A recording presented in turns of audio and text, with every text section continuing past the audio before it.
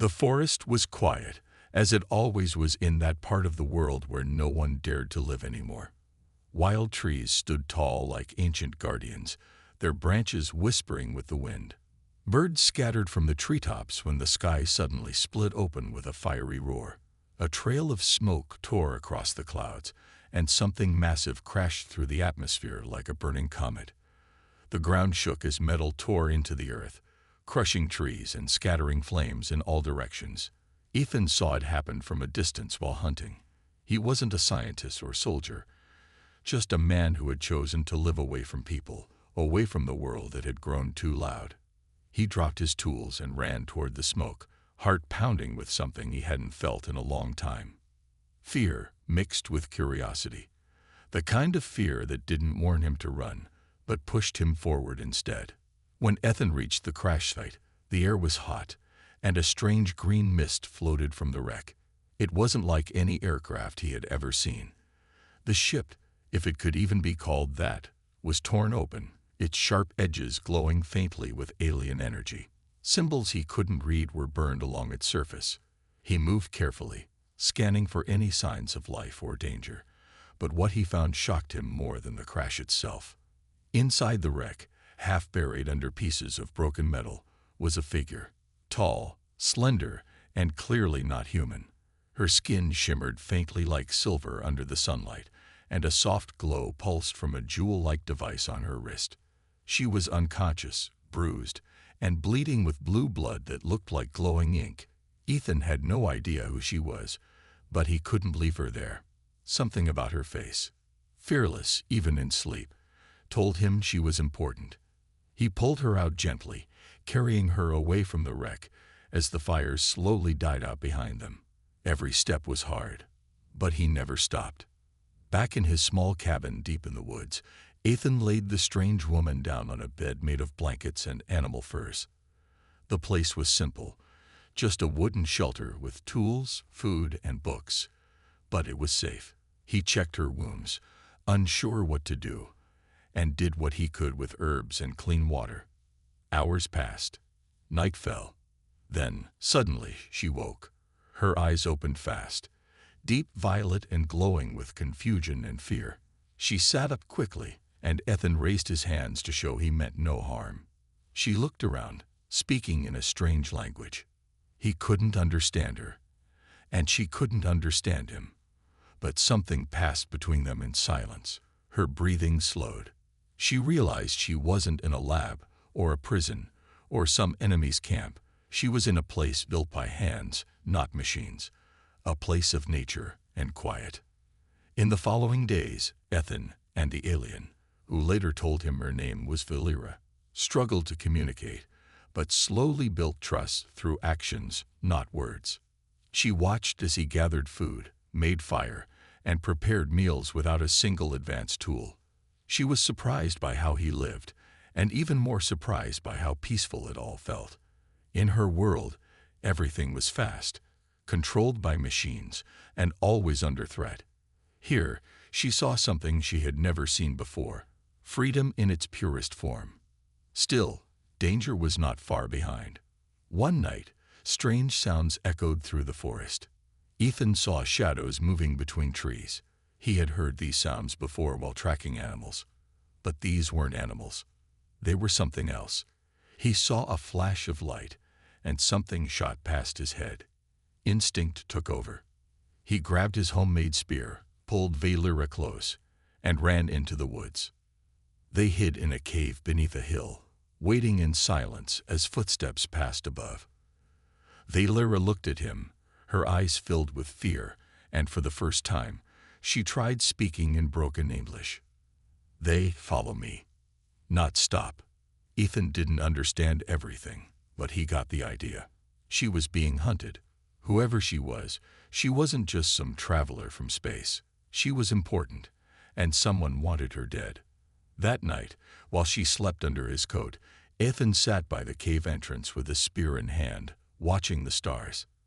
He had never seen himself as a hero, or even as someone who belonged in anyone's story. But now, he was in the middle of something bigger than he had ever imagined. As days passed, Ethan set traps around the cabin, carved weapons from metal he salvaged from the wreck, and helped Valera regain her strength. She learned more words, and through broken sentences and drawings, he learned the truth. Valera was a princess, and heir to a vast galactic empire. She had escaped from an attack, a betrayal that left her alone and hunted. Her ship was supposed to take her to safety, but it failed. Instead, it brought her to Earth, what her people called a primitive world. She expected danger here, wildness and fear. But instead, she found Ethan. No armor, no weapons, no army. Just a man with rough hands, a calm voice, and a heart. Ethan didn't care about empires or wars in space. He cared about people, and Valera was someone who needed help. So without thinking of the cost, he made it his mission to protect her. He didn't know what kind of enemies would come next, or how far they would go to get her back. But he knew one thing for sure. This woman who fell from the sky had brought something with her. Not just danger, but change. A change that would reach far beyond the trees, the skies, or even Earth itself. And deep down, Ethan felt it. His life would never be the same again. The crash hadn't just broken the silence of the forest. It had broken the balance of the galaxy. Valera stood by the wooden window, watching the mist roll through the tall trees like ghosts moving in silence. Every sound in the forest made her tense. Every rustle of leaves, every snap of a branch. Her world had always been full of light, metal, and structure, floating cities and shining towers. Now she was surrounded by wild nature, wood and firelight. She had never walked barefoot on soil before. She had never felt cold air without a climate shield. And she had never been this close to someone who lived without even basic technology. Yet here she was, wrapped in one of Ethan's old coats, recovering slowly in a world she once would have called savage. But the man who had saved her didn't feel savage. He felt solid. He didn't talk much, but everything he did had purpose. He moved with quiet confidence, and when he looked at her, it wasn't with fear or awe. It was like he saw her as just another person, not a symbol or a prize. Ethan, meanwhile, was adjusting to the strange presence in his home. He wasn't used to company, especially not glowing-eyed royalty from the stars. But Valera didn't act like a spoiled leader. She tried to help, even when she didn't know how. She watched him carefully, mimicking his movements when he boiled water, fixed traps, or cleaned fish. Her hands shook the first time she tried to use a knife, but she didn't stop. She asked questions in broken English, trying to learn, and Ethan, patiently, quietly, answered in simple words and gestures. He began to respect her not because she came from another world, but because she refused to be helpless. She was wounded, far from home, and being hunted by enemies she hadn't named, but she still stood with her back straight and eyes sharp. That, to Ethan, meant more than any title. But peace never lasted long. One morning, while checking the perimeter, Ethan found one of his traps disabled. Not broken, not triggered, just carefully taken apart, the pieces left in a neat pile as if mocking him. He didn't tell Valera at first, not wanting to alarm her, but he began watching the shadows more closely. That night, while they sat by the fire, she suddenly looked up and whispered, "They are here." Ethan didn't ask how she knew. Maybe it was a sixth sense, or some alien connection, but he didn't doubt her. He moved fast, grabbing supplies, extinguishing the fire, and guiding her through the hidden trail behind the cabin. They didn't speak as they moved through the darkness, only the sound of breathing and snapping twigs filling the night. They'd reached a hidden spot Ethan had prepared days ago, a camouflaged pit lined with furs, dried food, and gear. It wasn't much, but it was safe. Valera sat down, catching her breath, her eyes wide with fear, but not panic. She looked at Ethan and said, "They want me alive. For now." He didn't ask why. He just nodded, then took his spear and disappeared into the trees again. While she waited, she thought about her life before the crash. She had been trained in diplomacy, law, and culture, but never in survival. She had never even opened a door by hand, much less built a fire. And yet here she was, relying on a man who had no machines, no army, and no help. Her people would laugh at the idea of trusting a primitive, but she wasn't laughing. She was learning that strength came in many forms, and that survival wasn't about power, it was about will. When Ethan returned, he brought with him a device, a small blinking sphere that he had found near the trap. Valera's face darkened when she saw it. "Tracker," she said. "They know." Ethan understood. They had to move again. For 2 days, they hiked through thick forest, climbing rocky paths, and wading through cold streams. Ethan carried most of the supplies and let her rest when she needed to. He didn't complain, didn't judge. That night, while they sat under a cliff beneath the stars, Valera finally told him more. She spoke slowly, choosing words carefully. She told him that she had escaped from a political trap. Someone inside her empire had tried to remove her, to take power. She was supposed to die in space, her ship destroyed quietly, her name forgotten. But Earth caught her fall, and Ethan caught her before she could hit the ground. Ethan didn't say much. He just listened, then handed her a piece of cooked meat and smiled. It was the simplest thing, but it meant more to her than any royal ceremony. In that moment, she realized something strange. She didn't want to go back. Not yet. Not until she knew what it was about this place, and about this man, that made her feel stronger than she ever had in the Empire. She had power there, yes, but here she was real. And the man beside her, rough and silent, had shown her more about leadership than all her years in training. He didn't protect her because she was royal. He protected her because it was right. But they both knew this couldn't last. Sooner or later, the hunters would find them again. Ethan began working on a plan, using parts from the broken ship he had hidden, and pieces Valera still carried in a small satchel. With her help, they began assembling something, part communication device, part trap. The plan wasn't clear yet, but one thing was, if the hunters came again, they wouldn't find the same helpless girl.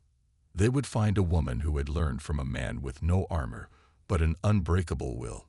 Valera had been a princess born to rule from high towers. But now she was something more, a survivor shaped by fire and fear, walking beside a man her people would never understand, yet a man the galaxy would never forget. The night was silent, but Ethan could feel the tension in the air like a storm waiting to strike. He crouched near the signal beacon they had built from broken ship parts and old components scavenged from crash sites deep in the forest. It was a strange mix of alien metal and Earth's raw survival tools. Duct tape over glowing circuits, wires twisted around animal bone frames, and a strange humming crystal that Valera had once worn as part of her ceremonial armor. He didn't understand all of it, but she did. Together, they had built something dangerous, something that could call for help or bring the enemy right to them. Valera sat nearby, her eyes fixed on the flickering light, her thoughts hidden behind a calm face. But Ethan had learned by now. She was always thinking, always planning. She wasn't the same when he had first found her, weak and wounded. Now she moved like a warrior, silent but sharp, her every movement filled with quiet purpose. And Ethan knew something else. She wasn't just trying to escape the people hunting her. She was preparing to confront them. The plan was simple, but the risks were high. They would activate the beacon for only 5 minutes. Just enough time for the signal to bounce through the stars, calling any friendly ship still loyal to Valera's bloodline. But they knew the signal would also attract those who wanted her dead. So Ethan had laid traps. Not simple ones like before, but deadlier and smarter. Pitfalls masked by alien tech, sound mimics that made the forest whisper in circles, and even explosive snares made from power cells hidden in the mud. This wasn't just about hiding anymore. It was about survival, and maybe revenge. As the signal pulsed into the sky, Ethan stood beside Valera, watching her face glow under the light. For a moment, there was silence. Then a sound echoed across the valley, a distant hum that grew louder with each breath. She turned to him, eyes wide but steady. "They heard it," she said. "Both sides." The chase began before the stars faded from the sky. A ship appeared, dark and silent, sliding through the clouds like a beast searching for prey. It wasn't one of her allies. The markings were sharp, military, built for speed and killing. Ethan grabbed his spear and nodded to Valera. No time for hiding now. They ran through the trees, the ground shaking beneath them as the enemy craft hovered low, scanning the area. But Ethan knew these woods better than any machine. He moved through narrow paths, over fallen logs, under thick branches that seemed to close behind them like a secret curtain. Valera followed, fast and sure, her breath controlled, her eyes scanning every shadow. Suddenly, a sharp buzzing filled the air, and small hunter drones burst through the trees, glowing red, moving like insects with blades for wings. Ethan didn't stop. He hurled his spear at the nearest one, striking its center and making it explode in a flash of sparks. Valera rolled behind a tree, grabbing a hidden blade from her boot and slicing through another drone as it came too close. But there were too many. They reached a clearing, one of the trap zones, and Ethan quickly activated the trigger. The ground erupted beneath the machines, sending metal pieces flying into the sky. One drone managed to escape, sending a signal before being caught in a snare that crushed its wings with a snap. Valera knew that signal meant more trouble. "We must reach the cliff," she said, pointing toward the mountains. Ethan didn't argue. They moved fast, using every shortcut, crossing rivers and scaling rough rocks. Behind them, more ships appeared, 3 this time, each shaped like a hawk, eyes glowing, wings wide. But above them, in the highest layer of the sky, something else appeared. A flash of silver, followed by a shape that moved slower, smoother, and with elegance. Valera's eyes widened. "That's ours," she whispered. They came. The friendly ship was beautiful, long and narrow, with soft blue lights and a humming energy that made the air around it feel warm. But it couldn't land. The terrain was too rough. Instead, it sent down a small pod, spinning as it dropped, aiming for the mountain ledge above the cliff. Ethan and Valera pushed forward, dodging enemy patrols, avoiding gunfire that sliced through the trees like lightning. At one point, Ethan shielded Valera from a blast. His arm burned, but he didn't stop. She tried to support him, but he waved her forward. "You go. I'll follow." She hesitated only a second, then ran, knowing he would never quit, not until she was safe. At the cliff, the pod had landed, doors open, a voice calling her name in her native tongue. She looked back, saw Ethan fighting off 2 enemies with nothing but a sharp branch and sheer fury, and something inside her cracked. She ran to him, threw herself into the fight, grabbing a fallen weapon and firing wild energy bolts. Together, side by side, they cleared a path through the last soldiers, leaving them motionless in the mud. Ethan was bleeding, but smiling. Valera grabbed his arm, pulled him toward the pod. As the engines roared, they jumped inside, the doors sealing shut behind them. The pod shot upward, shaking as enemy fire lit up the sky. But the mothership shielded them with its own guns, clearing a safe path through the stars.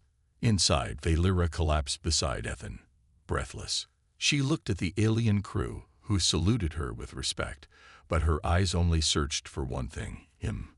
He was still there, still breathing, his body damaged, but his will unbroken. They had escaped the forest, the hunters, and the traps. But as they floated back into space, Ethan looked out the window and saw Earth shrinking below. He wasn't sure if he'd ever see it again. Valera sat beside him, quietly placing her hand on his. "You saved me," she said. "Now let me save you." Ethan didn't know what she meant exactly, but he trusted her. For the first time in his life, he was leaving his world behind, not by accident, but by choice. And somewhere deep in the galaxy, Things were already changing. A human, once called primitive, had escaped the stars. And now, the stars would never forget him. The Grand Hall of the Galactic Empire was unlike anything Ethan had ever seen. It was a place of silence and power, where the walls shimmered like starlight, and the floor reflected his footsteps as if the galaxy itself was watching. He stood still, not from fear, but from caution. Around him were alien soldiers in sharp armor, their faces hidden behind masks, each one trained to kill without hesitation. But they didn't move. They just watched him, as if unsure what he truly was. Ethan wore no armor, carried no weapon, and looked like nothing more than a man who belonged to the forests of Earth. Yet he had escaped death, saved a royal heir, and broken through every trap meant to destroy him. And now, at the heart of the most powerful empire in the galaxy, he was about to meet the one who ruled it all, the Emperor. The heavy doors at the end of the chamber opened with a sound like thunder rolling through stars. The Emperor stepped in slowly, his robe glowing with patterns that moved like living fire. His face was ancient but strong, his eyes cold yet curious. He had ruled for centuries, seen wars and rebellions, crushed worlds, and crowned kings. But never in all his years had he seen a human standing in his court, unchained and unafraid. Valera stood beside Ethan, her head held high, her voice steady as she introduced him. "This is the one who saved me, the one you called primitive." The Emperor said nothing at first. He studied Ethan like a scientist studying a strange life form. Then, in a voice both sharp and calm, he spoke. "You are not what I expected." Ethan didn't bow. He didn't kneel. He simply met the Emperor's gaze and replied, "I didn't come here to be what you expected." The room went quiet, every guard tightening their grip. But the Emperor raised his hand, signaling them to stay still. He walked slowly around Ethan, speaking as he circled him. "We sent hunters, ships, drones, and still, you lived. You survived in a wild world with nothing but sticks and fire. You built traps that fooled our best machines. You protected a royal with your life. Why?" Ethan looked at him, his voice calm but strong. "Because where I come from, we don't leave people behind. We fight with what we have. And we don't run from those who think they're better than us." A quiet laugh escaped the Emperor's lips, but it wasn't one of joy. It was something darker. He returned to his throne and sat down slowly. "You confuse strength with foolishness," he said. "Do you think your actions change anything? Do you believe your courage means something in a galaxy ruled by fear?" Ethan stepped forward, his voice rising just a little. "I think fear fades, but stories stay, and your people will remember this one." At that, the Emperor's expression hardened. He leaned forward, his eyes like knives. "Let me show you what power really means," he said. With a wave of his hand, a screen rose from the floor, glowing with an image of Earth. He zoomed in, revealing forests, oceans, cities, Ethan's home. "We found it," the Emperor said coldly. "We have enough ships to cover your sky, enough fire to turn your world into dust. I can erase your people before they even know what hit them." Valera stepped forward quickly. "You wouldn't," she said. "There are laws, even for you." The Emperor turned his gaze to her. "You think I follow rules now. I ruled before you were born, and I will rule long after. I decide what is law." Ethan's fists tightened, but he forced himself to stay calm. He looked at the Emperor, then at the image of Earth, then back at the soldiers standing silently along the walls. And in that moment, something changed, not in the Emperor, but in the room. The guards shifted. Not much, but enough. Their breathing slowed. Their eyes flickered toward Ethan. They had heard of him. The human who fought with nothing. The man who defeated machines. The one who made even the wildest worlds fight back. Stories had spread faster than the Empire knew. Whispers had become belief, and belief had turned into fear. Ethan took a deep breath and stepped forward once more. "You can threaten my world, But what happens when they fight back? When every human picks up a stone, a stick, or just refuses to kneel? You can burn forests, but you'll never stop what grows in the ashes. You rule by fear, but fear only lasts until someone stands up to it. The Emperor's fingers curled tightly around the edge of his throne. But before he could speak, a voice echoed through the hall. It came from the comlink of one of the guards. Emergency broadcast. Ships defecting from Sector 7. Rebellion spreading across 4 systems. Unknown symbol reported. Primitive spear painted on ship hulls. The Emperor rose sharply, his robe flowing like smoke. What is this madness? He barked. But Valera already knew. She turned to Ethan, her face filled with both pride and fear. They're rising, she whispered. They're rising because of you. The Emperor stared at her, then at Ethan. The silence between them was electric. You brought fire to my empire, he said bitterly. And now you'll watch it burn with you in it. He raised his hand, ready to call the guards. But they didn't move. One by one, they lowered their weapons. One by one, they took a step back. The room was no longer his. The Emperor's eyes darted around in disbelief, but the truth had already arrived. The age of fear was ending. The age of stories had begun. And the human, once seen as nothing, stood in the center of it all, proof that even the smallest spark could light a fire across the stars. The galaxy was no longer the same after that day. Whispers turned to songs, and those songs turned into roars that echoed from the edge of known space to the deep chambers of forgotten worlds. Ethan, the human once called primitive, had not only survived the Empire's wrath, but had walked into its heart and stared the Emperor in the eyes without flinching. What followed wasn't just rebellion. It was the beginning of something far greater. Stars that had bowed in silence for centuries now burned with hope.